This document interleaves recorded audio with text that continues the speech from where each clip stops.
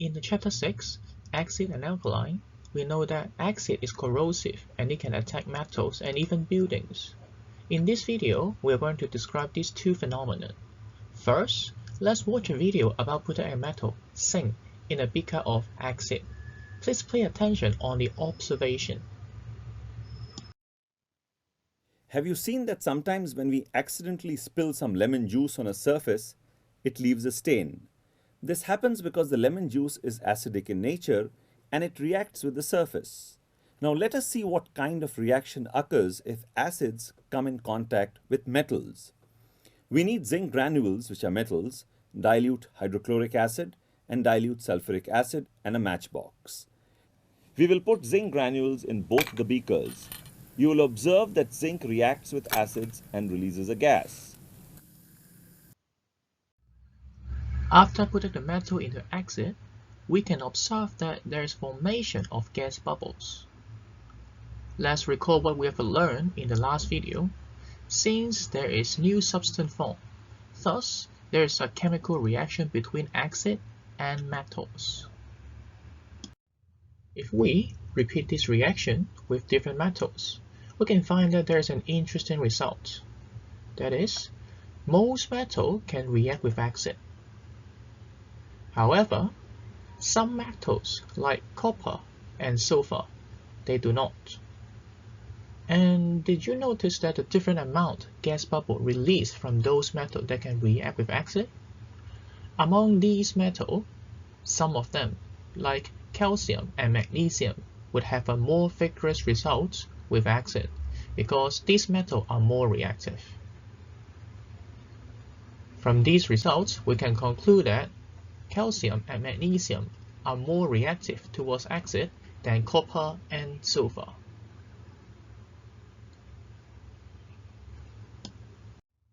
When a metal is reacting with acid, a colorless gas is formed and it is hydrogen gas. We can confirm its identity by lighting it with a burning spleen.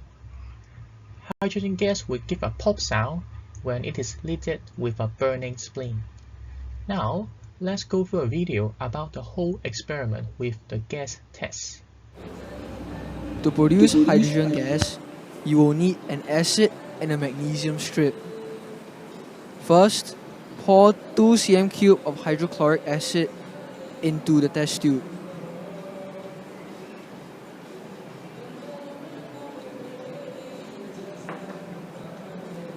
Next, place the magnesium strip into the test tube.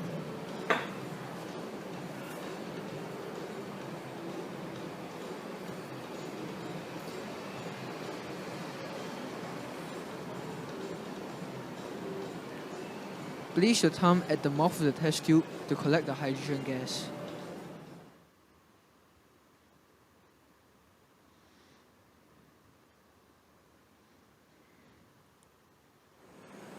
Light the wooden splint to obtain a burning splint. Place the burning splint at the mouth of the test tube. The burning splint will extinguish with a pop sound.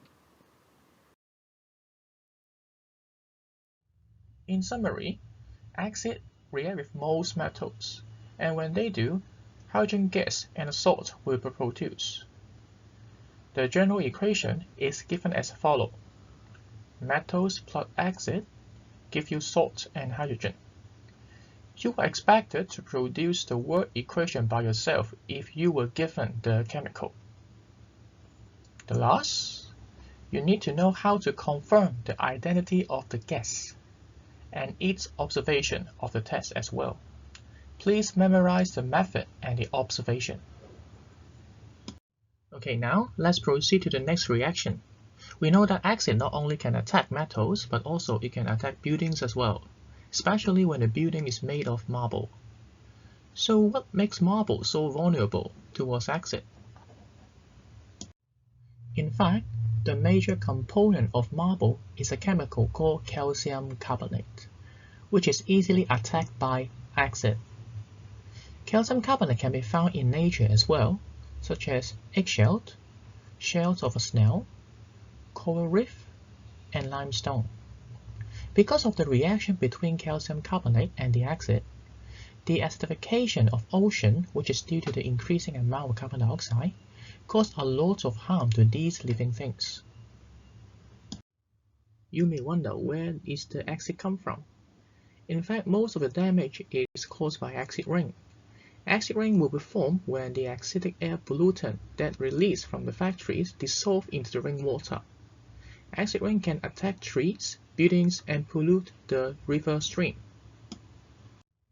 Now, let's watch a video about the reaction between calcium carbonate and acid. You can take hydrochloric acid, calcium carbonate, beaker, and a matchbox. Take some calcium carbonate in the beaker. Add hydrochloric acid to it. A gas is formed and released.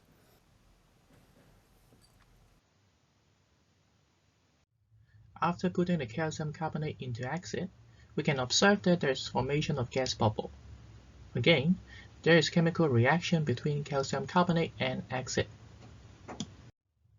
When calcium carbonate reacts with acid, a colorless gas is formed, and it is carbon dioxide. We can confirm its identity by transferring the gas into lime water. Carbon dioxide can turn clear lime water milky. Now let's watch a video about the whole experiment.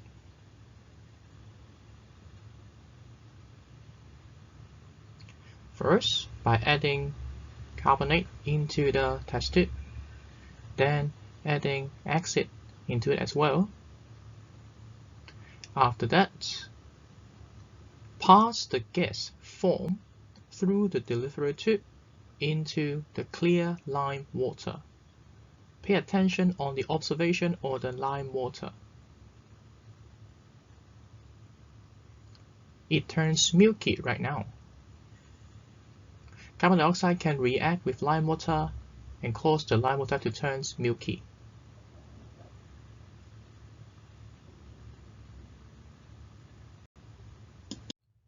Acid can react with all metals carbonate, such as copper carbonate, zinc carbonate, etc. After the reaction, a salt, carbon dioxide, and water will be produced. The general equation is given as follows. You are expected to produce the word equation by yourself if you are given the chemical. Also, you need to know how to confirm the identity of the gas and its observation of the test as well. Please memorize the method and the observation. You need to know how to sketch the setup of the gas testing as well. Please complete the notes, page 29 to 31 and page 33.